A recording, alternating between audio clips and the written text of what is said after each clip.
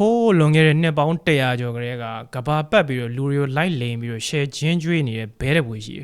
်ဒီဘဲကိုတော့ကျွန်တော်လူလိန်ပြင်တို့နာမည်ပေးထားတယ်ဘာလို့ပေးလဲဆိုတော့ဒီလူဒီ Paris မှာရှိတဲ့ Eiffel Tower ကိုနှစ်ကြိမ်နှစ်ခါတိတိရအောင်ရောင်းသွားတာတခါကျွန်တော်တို့သူလိန်နာခံလိုက်ရတဲ့ videos တွေကိုကြည့်ရင်လေငါတော့ငါတကောင်မှမပေါ့ဒီကောင်တွေဒီသူရောက်နေတဲ့နေပဲမှာအတိုင်းအတာတစ်ခုထိအောင်မြင်ပြီးတော့ကျတော့လက်ဆာလက်နာရှိတဲ့စီးပွားရေးသမားတွေပဲများတယ်ဒါမျိုးကောင်တွေကိုမှဒီကောင်ကရွေးပြီးတော့ share လိမ်ပြီး share ဖြုတ်သွားတယ်ကောင်တခါဒီ Eiffel Tower ကိုရောင်းတော့တဲ့အခါမှာလည်းတကောင်သားတစ်ခါတည်းမဟုတ်နှစ်ခါတိတိရအောင်လိမ်ရောင်းပြီးတော့ ပတ်စကန်သွားတာနောက်ပြီးတော့ကျွန်တော်တို့သူ့ခေတ်သူ့အချိန်သူ့အခါမှာ Underworld လောကမှာအရန်ဩဇာကြီးရဲ့နာမည်ကြားလိုက်တာနဲ့လူတိုင်းဖဲဖိန်တုံအောင်ကြောက်ကြတဲ့အခက်ဘုံတို့လိုမျိုး mob boss တွေကကရုံးမော်ထိတ်ကွက်လုပ်ပြီးတော့ရအောင်နီးမျိုးစုံနဲ့ပတ်ပြီး scan သွားသေးတယ်ဒီနေ့ဗီဒီယိုမှာကျွန်တော်ဘာတွေပြသွားမလဲဆိုတော့ဒီလူလိန်ဘရင်ဆိုတဲ့ဘွဲကိုဒီကောင်ရဖို့အတွက်ကိုသူဘယ်လိုမျိုးပုံစံနေနဲ့ share အားထုတ်ပြီးတော့ကြတော့ Eiffel Tower ကြီးကိုနှစ်ကြိမ်နှစ်ခါတိတိရအောင်ရောင်းစားသွားမှာလေတခါဒါအပြင်သူတခြားဘယ်လိုမျိုး scan တွေဘယ်လိုမျိုး tactic တွေသုံးပြီးတော့ကြလူတွေကိုကတုံးမော်ထိတ်ကွက်လုပ်ပြီးတော့ပလာတာတွေပတ်ရိုက်သွားတာလေနောက်ပြီးတော့အခုလိုမျိုးလိန်နဲ့ညာတဲ့နေရာမှာ scale share ကျွမ်းပြီးတော့လုံးဝ down စေပါရဲဆိုတဲ့လူလိန်ဘရင်ကိုဘယ်သူတွေဝင်လာပြီးတော့ရိုက်ဖြုတ်ပြီးတော့ထောင်းထဲကိုထည့်သွားမှာလေ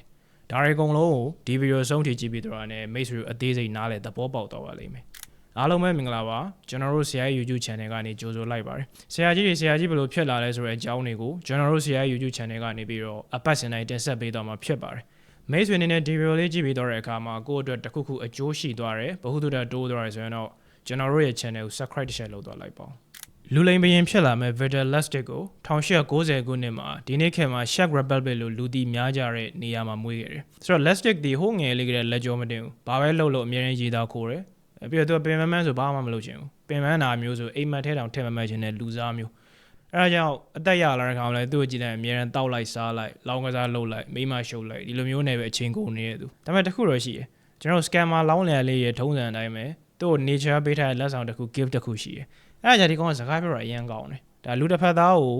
သူယုံကြည်တဲ့ဟာလိုက်ပြီးယုံကြည်အောင်သူလိုချင်တဲ့ point ကိုပါလာအောင်ဒီကောင်ဆွဲပြီးပြောရတာမျိုးအဲ့ဒါမျိုးစကားပြောတာအရင်ကျွတ်တယ်နောက်ပြီးတော့သူကဗျာကျွန်တော်ပြောတာသူလုံးမဲ့လောက်က scam မှာဆိုတော့သူကလိန်စားမှာဒီလိုဖြစ်တဲ့အတွက်သူကနေရာတနေရာမျိုးတစ်မျိုးနိုင်ငံမှာအကြာကြီးနေလို့မရအောင်အဲ့လိုနေတဲ့အခါမှာသူနာမည်ထွက်လာပြီဆိုရင်သူကတခြားနောက်ထပ် location တစ်ခုနောက်ထပ်မြို့တစ်ခုနောက်ထပ်နိုင်ငံတစ်ခုကိုသူကပြောင်းသွားမှာဖြစ်တဲ့အတွက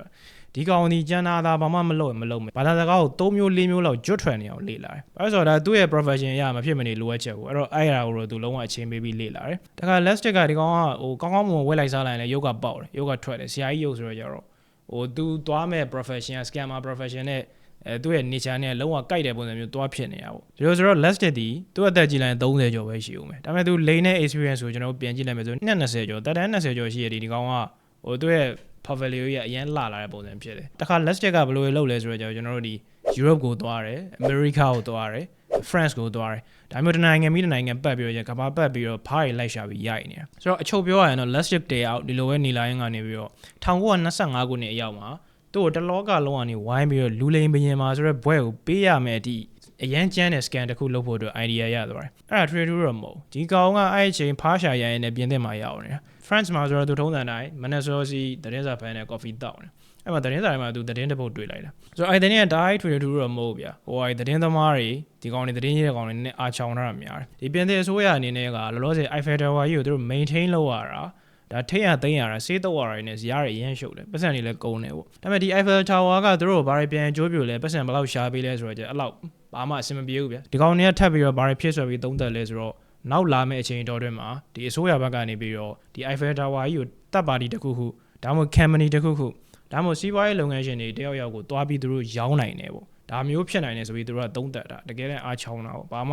ှရေးရသေးချာ source ကရှိတာမဟုတ်ပါဘူးဒါပေမဲ့ပုံမှန်လူတွေဆိုတော့ဒီသတင်းဖတ်ပြီးတော့အေးဟုတ်လားအေးပေါ့ဟုတ်မှာပေါ့အဲ့လောက်နေပြီးတော့မှဆိုပေမဲ့ Lustig ကကြောင့်ဒီကောင်ကဒါဖတ်ပြီးတော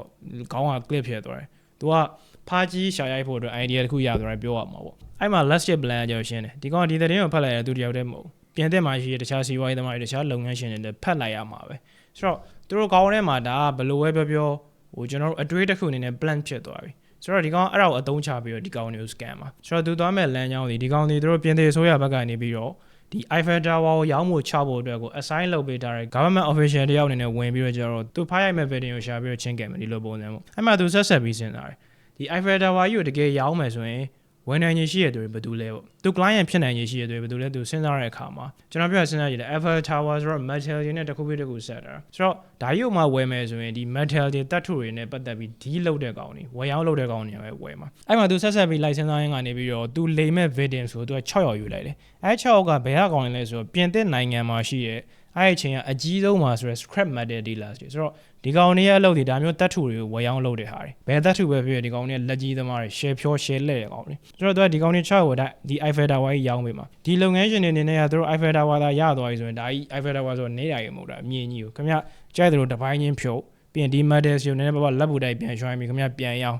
ဂျားမှာသူတို့ profit က share ထွက်တယ် share မြတ်တယ် share ကျန်တယ်ဟုတ်ဒီကောင်စဉ်းစားတာအဲ့လိုဆိုတဲ့အခါမှာသူလိမ်မဲ့ victims တွေကြည့်နေကျွန်တော်ပြောတောက်ဘောတကောင်မှမပေါ့6ကောင်လုံးကအဲ့ Paris မှာရှိတဲ့အဲ့အချင်းအကြီးဆုံးမှာဆိုတော့စီးပွားရေးလုပ်ငန်းရှင်တွေဆိုတော့ဒါမျိုးကောင်တွေကို Lastic ကလိမ်နေတာဖြစ်တဲ့အတွက်သူ့အနေနဲ့လုံးဝကိုပဲယူပေါင်းမရှိအောင်ကြိုးပြီးတော့ပြင်ဖို့လိုတယ်ဒီကောင်တွေမေးလာနိုင်ခြင်းရှိတဲ့ question မှန်သမျှကိုကြိုးပြီးတော့စဉ်းစားဖို့လိုတယ်စသဖြင့်ဒါမျိုးတွေသူစဉ်းစားမိတယ်ဆိုတော့ Lastic ပထမဆုံးလုပ်တဲ့ case တွေသူ့ connection တွေသူ့ jade တွေက forger လုပ်တာအရင်ကျန်းနေဘဲတပွေရှိတယ်ဆိုတော့ Cyrus အတူလုပ်တာကျန်းတယ်ကွာဆိုတော့အဲ့ကောင်ပတ်စံပုံပေးပြီးတော့ကျဘာတွေလုပ်ခိုင်းလဲဆိုတော့ကျတော့သူတို့ပြင်သစ် government official letters အတူတွေ demand letters အတူတွေလိုအပ်တဲ့ Cyrus အတူမှန်သမျှဒီကောင်အကုန်ဆင်ခိုင်းပြီးအကုန်လုံးကြိုပြီးပြန်လာတယ်တခါဒီလုပ်ငန်းရှင်6ယောက်နဲ့သူနဲ့ meeting တွေ့မဲ့နေရအောင်ပြင်တဲ့နိုင်ငံမှာရှိအကောင်းဆုံးမှာဆိုရယ် luxury hotel မှာအကောင်းဆုံးဆိုရယ်အခန်းကိုရွေးပြီးတော့ငားတယ် okay ဒီလိုနဲ့ပဲအားလုံးသူလိုအပ်တာဆင်းပြီးသွားတဲ့အခါမှာ Lastic နဲ့ကျွန်တော်ပြင်တဲ့မှာရှိအကြီးဆုံး metal dealer 6ယောက်နဲ့တွေ့ကြတယ်ဆိုတော့အဲ့ဒီအချိန်မှာ Lastic ကသူ့ကိုယ်သူမိတ်ဆက်တဲ့အခါမှာ Vidal Lastic နဲ့မိတ်မဆက်ဘူးသူဒီပြင်တဲ့အစိုးရကနေပြီးတော့ mission တစ်ခုအတွက်အနည်းချင်းခံထားရတယ်ဒါ government official တယောက်ဒီလိုမျိုးပုံစံနဲ့ပဲဟိုကောင်တွေ6ယောက်ကိုသူကချင်းခဲ့တယ်သူပြောတဲ့ script ကတော့ရှင်းပါတယ်ကျွန်တော်တို့ရှေ့မှာဒီကောင်တွေဖတ်ထားပြီးသားဖြစ်တဲ့သတင်းကိုအမီပြုတ်ပြီးချက်ကပြီးပြောတယ်ဒီတို့ပြင်တဲ့အစိုးရအနေနဲ့လောဆယ်မှာခေါင်းရမ်းကိုက်နေကိစ္စတစ်ခုရှိတယ်ပေါ့အဲ့ဒါဘာလဲဆိုတော့ကျတော့ဒီ Eiffel Tower ကြီးရဲ့ထင်းရသိမ်းရအရန်ခက်တယ်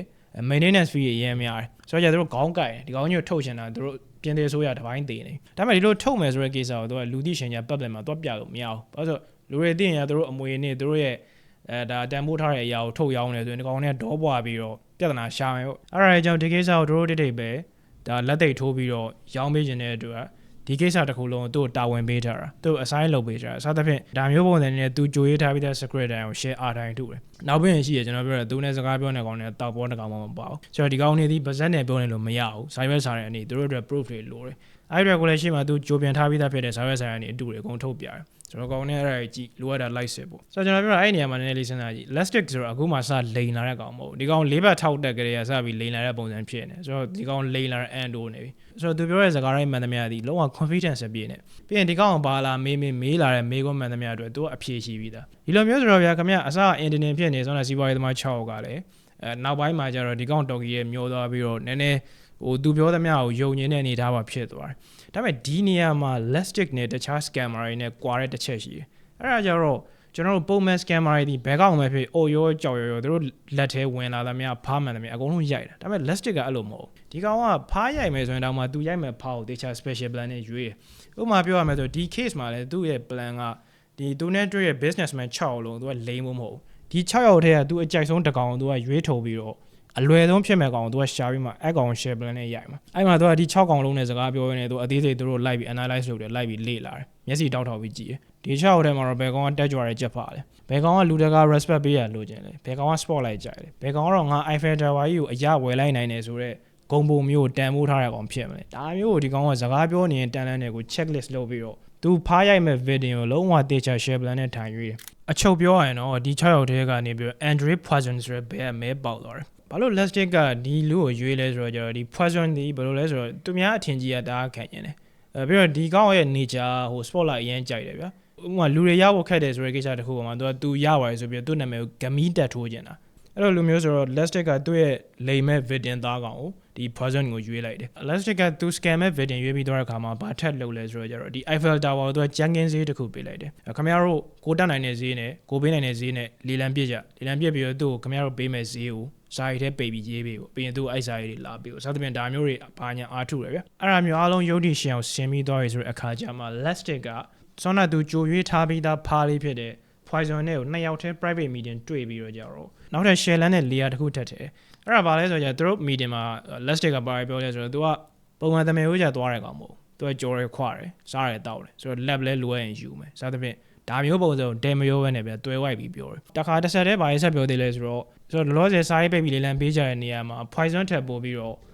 ့ဈေးပို့ပေးနေတဲ့ကောင်တွေအများကြီးပဲဆိုပေမဲ့ Lustig က poison ကိုပဲဒီ deal ကိုပေးချင်တာဘာလို့ပေးချင်လဲဆိုတော့ကြတော့ဒီကောင်ဒီ poison နဲ့စကားပြောကြည့်ပြီးတဲ့အခါမှာ poison ကနောက်လာမယ့်အချိန်တော်ထဲမှာဒီ France မှာအကျဉ်းဆုံးအလန်းဆုံးဖြစ်လာမယ့်စီးပွားရေးသမားလို့သူယုံကြည်ပြီးတော့သူထင်တဲ့အတွက်အဲ့လိုမျိုး share ချမ်းလာမယ့်ကောင်တွေသူကမိဖြစ်ဆွေဖြစ်ပွဲဖြစ်သွားအောင်သူကဆင်ပေးနေတာဒီကောင်ထပ်ပို့ပြီးတော့ဈေးပို့ပေးနေတဲ့ကောင်တွေရှိလင်ကစားကျန်တဲ့9ယောက်ကိုဘေးချေပြီးတော့ဒီ Eiffel Tower တစ်ခုလုံး poison လက်ထဲကိုထိုးပေးမယ်ဆိုပြီးတော့ညောက်တယ်ကြိုက်တဲ့ကောင်အသေးမြောက်ပေးတယ်အဲ့လိုဆိုတဲ့အခါမှာ poison ကဘာဖြစ်လဲဆိုတော့တက်ကြွတဲ့ချက်ဖားဖြစ်သွားပြီးတော့ကြတော့ရတောင်ရခဲ့အခွင့်အရေးဖြစ်တဲ့အခု Eiffel Tower တစ်ခုလုံးအမိအယဝယ်သွားနိုင်တဲ့ဆရာကြီးဆိုတဲ့ဂုံပုတ်ကိုအမိအယယူဖို့အတွက် Lustig ကို bright money အနေနဲ့ France 9000ဝယ်ပေးပြီး Garoua ပြူတယ်တခါစာရီထဲမှာတူပေးထားတဲ့ဈေးဖြစ်တဲ့ France 2,000ဝယ်ပေးပြီးတော့ကြတော့ Eiffel Tower ကိုတခါတည်းအပြီးဝယ်ပြီးငွေချေသွားတယ်ဆိုတော့ကျွန်တော်ပြမယ် total poison ပါသွားတာကဟိုမှာသူ bright money က9000ပြီးရင်ဟိုမှာ Eiffel Tower တော့က2,000ဝယ်ဆိုစုပေါင်း3,200 France ပါသွားတယ်အဲ့အမောင်ဆိုတော့ကျွန်တော်တို့ဒီနေ့ခေတ်မှာ inflation နဲ့တွက်ကြည့်မယ်ဆိုရင်ဒေါ်လာ1,000ခွဲကျော်တန်နေဗျဆိုတော့ကြတော့ဒီ scan တစ်ခုရဲကနေပြီးတော့ဟိုကောင် Lustig က8 pound ဆိုတာနဲတဲ့အမောင်မှမဟုတ်တာဆိုတော့ပတ်စံရပြီးသွားတဲ့အခါမှာတော့တကောင်သားချက်ချင်းပဲ Australia ဘက်ကိုလစ်သွားတယ်ရတဲ့ပတ်စံနေနဲ့ identity အသစ်လုပ်ပြီးတော့ကျတော့ချီယာဖြောင်းနေအဲ့ဘက်မှာ AC သွားနှက်နေတခါကျွန်တော်တို့ဒီ poison ဆိုတဲ့ဘဲတွေရိုက်ခံရတဲ့ဖားလေးရဘဲချိန်မှာသူအလိန်ခံမှန်းသိလဲဆိုတော့4-5ရက်တပတ်နေတဲ့အခါမှာဟိုကောင်သူ့ကို Eiffel Tower ရောင်းပြီးသွားတဲ့ Lustig စီကစာမပြန်အကြောင်းမကြားဆိုတဲ့အခါကျတော့ဒီကောင်စကန်ခံလိုက်လိန်ခံလိုက်ဆိုတော့သူကတည်တယ်။အဲ့ကြမှာသူနဲ့နေဆက်ရတဲ့ပတ်မိတဲ့အခါမှာပြင်သေးဆိုရဘက်ကဒီ Eiffel Tower နဲ့ပတ်သက်ပြီးတော့ရောင်းမှုတစ်ခါမှလေသံဟဘူးတာမရှိသလိုသူတို့ဘက်ကဆိုင်ရာ department ဘယ်အရာရှိဦးမှာဒါမျိုးတာဝန်ပေးထားတယ်မရှိဘူးဆိုတော့သူနားလဲသွားတယ်။အဲ့ကြမှာသူ့လက်ထဲမှာရှိတဲ့ဆိုင်နေပိုင်ဆိုင်ကြောင်းအထောက်အထားပြတဲ့ဟာကြီးတွေအားလုံးအတုတွေကြီးပဲဖြစ်နေ။အဲ့ကြမှာဒီ poison ဆိုတဲ့လူကလည်းသွားယူငါတို့ scan ခံလိုက်ဆိုတော့သူသဘောပေါက်တယ်။ဒါပေမဲ့စားတာတခုရှိတယ်။ကျွန်တော်ပြောခင်ဗျားဒီကောက်နေရာမှာဆိုစဉ်းစားကြည့်ဒေါ်လာ1,000ပတ်ချလဲပါသွားတယ်လိန်ကန်လဲရတယ်။ခင်ဗျားဒီတိုင်းကြီးနေမှာလားမနေဘူးလေ။အနည်းဆုံးတော့ဗျဆိုင်ရာနီးစက်ရရဲစကန်သွားပြီးတော့ပြေကိုနဲ့နီးစက်ရလမ်းကြောင်းနဲ့ပြေဒါနဲ့ပတ်သက်ပြီးအမှုဖွင့်ပြီးတော့ဘလောက်ပဲရတဲ့လောက်ကပြန်လိုက်ဖို့လုပ်မှာပဲလေဒါပေမဲ့ဒီ poison ကရင်ကုန်နှုတ်ပိတ်နေတယ်တခုမှမဟုတ်ဘာလို့လဲကျွန်တော်ရှင်းပြမယ်ခင်ဗျာ okay သွားတိုင်ပြီးအမှုဖွင့်ဘယ်လိုဖွင့်မှာကျွန်တော် Eiffel Tower လာရောင်းသွားတယ်ကျွန်တော်အဲ့ဒါအုံနောက်မရှိလို့ယုံပြီးတော့ဒီကောင်တောင်းသမျှပတ်စံပေးလိုက်တယ်တခါသူ့ကို bright money ပါဘလောက်ထပ်ပြီးထိုးပေးလိုက်သေးတယ်ဆိုခင်ဗျာပြောမှာလားကျွန်တော်ပြော poison ဆိုတဲ့ဘဲကသူကလူချင်းကြီးရရမ်းခံရင်တာသူ့ကိုလူတွေကဘယ်လိုမျိုးဒီလိုမျိုးဟိုလိုမျိုးလိုက်ပြီးမြောက်ပြောတာအရမ်းခံရင်တာသူ့ကိုလူတိုင်းဆရာကြီးပါဆိုပြီးတင်စားပြောတာမျိုးဆရာကြီးခေါ်တာမျိုးသူကအရမ်းကြိုက်တာဆိုတော့ဒါမျိုးကောင်ကြီးက Eiffel Tower ကြီးရောင်းဝင်မယ်ဆိုရင်အလင်ကန်ဆိုထိပ်ပဲမရှိဘူးလေကျွန်တော်တို့ရည်စရာကြီးဖြစ်နေအောင်ပြီးရင်အဲ့ကိစ္စသူအမှုဖွင့်လိုက်တာနဲ့အိုင်တိုင်းပြီးမသွားဘူးအပြင်မှာပြန့်သွားပြီဆိုတာနဲ့ဒီကောင်ကိုသတင်းစာတွေသူတို့နဲ့နှီးစက်ရမျက်ခွက်လိုက်ပြောင်းနေမှာအဲ့လိုဆိုကျွန်တော်ပြောရင်ခမရတာဒီကောင်နေရာမှာဆိုလေဒါဘယ် option အကောင်းဆုံးလဲဆိုတော့ဒီကိစ္စနဲ့ပတ်သက်ပြီးတော့ဘာမှတစ်ခုမှထွက်မနေမနဲ့ပါဇက်ပိတ်ပြီးရင်ကိုနှုတ်ပိတ်နေလိုက်တာပဲအကောင်းဆုံး option ဖြစ်မှာအဲ့ဒါကြောင့်လဲ poison ကဘာတန်းမှမထွက်ပဲနဲ့ဒီတိုင်းလေးပဲသူကသူ short ချပြီးတိတ်တိတ်ဆိတ်ဆိတ်နေနေတာဒါပေမဲ့တစ်ဖက်က Lustig ကအဲ့ဒါနဲ့ပတ်သက်ပြီးဘာဖြစ်လဲဆိုတော့ဒီကောင် Australia မှာအပန်းဖြေပြီးတော့ဒါ AC နှက်နေရင်ကနေဒီကောင်ကအလကားမနေဘူးမနက်တိုင်းသတင်းစာလိုက်ဖက်ပြီးလမ်းပြီးတော့ဆိုတော့သူ Eiffel Tower ကြီးလင်ရောင်းသွားပါဆိုတဲ့ကိစ္စအဲ့သတင်းပဲချင်းတက်လာမယ်ဒီကောင်လိုက်ရှာအဲ့မှာဒီကောင်ရှာတော့တစ်ပတ်နဲ့လည်းမတွေ့နှစ်ပတ်နဲ့လည်းမတွေ့တက်လာတယ်ဒီကောင်ထူးဆန်းဘာလို့ဒီလိန်ခံရတဲ့ poison ပတ်စံနဲတဲ့အမောင်လည်းမဟုတ်ဘူးလေအဲ့တော့ဘာကိစ္စဒီကောင်နေဘာမှအမှုမဖွင့်ဘာမှသတင်းတက်မလားဖြစ်ရတာလေကိုအဲ့ကျမှသူစဉ်းစားရနေသူရိုက်ခဲ့တဲ့ဖားရဲ့ nature သူသွားပြီးတော့ပြန်ဆက်ပြီးတော့တွေးမိတော့ဒီကောင်ကဒီလိုမျိုးကောင်ဖြစ်တဲ့အတွက်သူက public က respect အရင်လိုချင်တာဆိုတော့ဒီကိစ္စကြီးဒါ public ပွားသွားပြီဆိုသူ့တိတ်ခါမြောင်းနဲ့သွားတယ်ဇဲလို့မရတော့အဲ့လိုမျိုးကြောင့်ဒီကောင်မတိုင်မတော့တာဘာမှအမှုမဖွင့်တာဆိုတော့သူသဘောပေါက်သွားအဲ့မှာ Lustig ကထပ်ပြီးစဉ်းစားတယ်အဲ့လိုမှဆိုရင်ဒီကောင်ကဘာကိစ္စ Eiffel Tower နောက်တစ်ခေါက်ထပ်မရောင်းအောင်ပါလေကျွန်တော်ပြောရှေ့မှာသူတစ်ခေါက်ရောင်းသွားပြီဒါနဲ့ပတ်သက်ပြီးသူ consequence အကျိုးဆက်ဘာမှမခံစားဘူးလေရုပ်ဆိုအဆုံးသတင်းတစ်ပုဒ်တောင်တက်မလားသတင်းတက်လာရဆိုရင်တော့မှ तू ကနောက်တစ်ခေါက်ဒီ Eiffel Tower ရောင်းပြီးလိန်နေတယ်ဆိုရင်တော့ရှေ့မှာ तू သုံးခဲ့ technique သူသုံးခဲ့နီးကိုသုံးလို့မရတော့ तू နောက်ထပ် strategy တစ်ခုပြောင်းမှရမှာဗျာအခုက तू ရှေ့မှာသုံးသွားတဲ့နီးနဲ့ပတ်သက်ပြီးတော့လည်းဘာမှဖွာရကောင်မရှိဘူးဆိုအဲ့မှာဒီကောင်ကအရင်နေ confidence level ကမိုးပေါ်ရောက်သွားတယ်ဒီကောင်စဉ်းစားတယ်အဲ့လိုမှဆိုရင်တစ်ခေါက်နဲ့ဘာမှမဖြစ်ဘူးဆိုနောက်တစ်ခေါက်ထပ်ဆော်မယ်ဆိုပြီးတော့ဂျားထဲမှာတကောက်တာတစ်နှစ်လောက်ပဲနားတယ်တနေ့နားပြီးတော့နောက်ထပ် France ကိုပြန်သွားတယ်ပြန်သွားပြီးတော့အရင်ပုံစံတိုင်းပဲလူပင်ပတ်ပြီးတော့ Eiffel Tower ကိုနောက်တစ်ခေါက်ထပ်ရောက်မှုလုပ်တယ်အဲ့မှာထုံးစံတိုင်းပဲဒီကောင်ဆိုင်တဲ့သူလိုရအတူတွေ force လုပ်တယ်ပြီးတော့သူ target ထားတဲ့ video တွေထပ်ယူတယ်ဒီတစ်ခါတော့အရင်6ကပယ်လိုက်ပြီမပယ်လို့ကမရတော့နောက်ထပ် video အသစ်တွေခေါ်လာပြီးတော့အရင်လိုပဲအကောင်းဆုံးဆိုတဲ့ hotel မှာ meeting ထိုင်ပြီးတော့ထုံးစံတိုင်းပဲသူကသူအားထုတ်ဖို့လုပ်တယ်ဒါပေမဲ့ကွာသွားတာတခုရှိတယ်ဒီတစ်ခါ video ထဲမှာသူရေးတဲ့6ရောက်မှာဒီကောင်က logic ပြီးတော့လိုအပ်တာများသွားတယ် များသောအားဖြင့်မှာပါတဲ့တကောင်ကဒီကောင်သူ့ကိုပြောရရင်လည်းပတ်သက်ပြီးအယုံကြည်မရှိဘူးဆိုတော့သူကဒီကိစ္စကြီးတစ်ခုလုံးဒီ scan လို့သူထင်တယ်ယုံကြည်တယ်အဲ့လိုဆိုတဲ့အခါမှာဒီကောင်အဲ့ meeting ကိုမသွားခင်မှာသူတို့ဆိုင်ရာရဲကိုလမ်းပြီးတော့ကြတော့ဒါနဲ့ပတ်သက်ပြီးအကြောင်းကြားလိုက်တယ်အဲ့ကြမှာ Lustig တို့ဒီ meeting နေရာကိုဟိုမှာဆိုင်ရာလူတွေကရဲရောက်လာပြီးတော့သူတို့လိုက်ဆင်းကြည့်တဲ့အခါမှာ Lustig ကမရှိတော့ဒီကောင်ကအချိန်မတန်သေးတော့လက်တစ်လုံးလေးပဲချပြီးကက်ပြီးလွတ်သွားသေးတယ်အဲ့မှာပြင်သစ်ဘက်ကနေထွက်လာပြီးတော့ Lustig ပဲသွားလဲဆိုတော့ America မှာသွားပြီးတော့ခြေအားဖြောက်ပြီးခဏသွားရှောင်နေအဲ့ US မှာလည်းဒီကောင်အဲ့တိုင်းမနေဘူးဘာလို့လဲဆိုတော့တုံးစံတိုင်းပဲ scan တွေတစ်ခုတစ်ခုပတ် run တယ်တစ်ခုတစ်ခုပတ်ဖန်တယ်အဆိုးဆုံးတစ်ခုကျွန်တော်ပြပြiBike era လုံးဝ US မှာ Adwa မှာ Mobos era ရှယ်ချမ်းတဲ့ကောင်တွေရှိတယ် El Capone ဆိုတာကျွန်တော်နာမည်ကြားရတယ်ဘယ်ကောင်မှမော့မကြည့်ရအောင်ဒီလုံးဝဩဇာကြီးခဲ့တဲ့ Mobos တွေဆိုတော့ဒါမျိုးကောင်ပါဒီကောင်ကသွားပြီးတော့ကျွန်တော်တို့ဒီသူတို့အတွက် investment လုပ်ပေးမယ်ကောင်းလို့သူတို့အတွက် offshore service ဆင်ပေးမယ်ကောင်းလို့တခါသူ့ပတ်စံနေ time မောရေးမယ်ဆရာကြီးလို့စသဖြင့်ဒါမျိုးပုံစံနဲ့ချင်းကပ်ပြီးသူ့စီရဲ့ပတ်စံရတော့နှိုက်ဖို့လိုသေးတယ်ဒီကောင်ကလုံးဝအကြောက်ရွံ့ရှိတဲ့ကောင်မဟုတ်ဘူးတခါအဲ့နောက်ပိုင်းမှာလည်း very set လုပ်သေးတယ်ဆိုတော့အရင်လိုမျိုး Lustig ကမြောက်တဲ့ကိုင်းကူ scammer လုပ်နေတဲ့ဘဝကနေပြီးတော့ဒီကောင် counterfeit တွေထုတ်တယ် counterfeit ပတ်စံဆိုတော့ကျွန်တော်ပတ်စံအတူတွေထုတ်တာ US ကဆိုတော့သူ့ currency ဖြစ်တဲ့ဒေါ်လာအတူတွေထုတ်တာဒီကောင်တွေအုပ်စုကထုတ်တဲ့ counterfeit တွေဘယ်လောက်ထိ quality ကောင်းလဲဆိုရင် US အစိုးရကနေပြီးတော့Lustig ကိုကျွန်တော်တို့ဒီ America မြေမှာအန်နီအများဆုံး criminal ဖြစ်ပါဝရမ်းထုတ်ရတဲ့အထိကို share ကျန်းတာဒီကောင် quality ရဲ့အချုပ်ပြောရမယ်ဆိုတော့ Lustig တယောက်ဒီလိုပုံစံနဲ့ပဲ identity တစ်ခုပြီးတစ်ခုအသစ်သုံးတယ်နေရာတွေတစ်ခုပြီးတစ်ခုပြောင်းတယ်မျိုးတွေတစ်ခုပြီးတစ်ခုရွှေင်းကနေပြီးတော့လက်လုံးကြားမရမကလမ်းရှာပြီးချောင်ထွက်လာတဲ့ကြွက်ကလေးက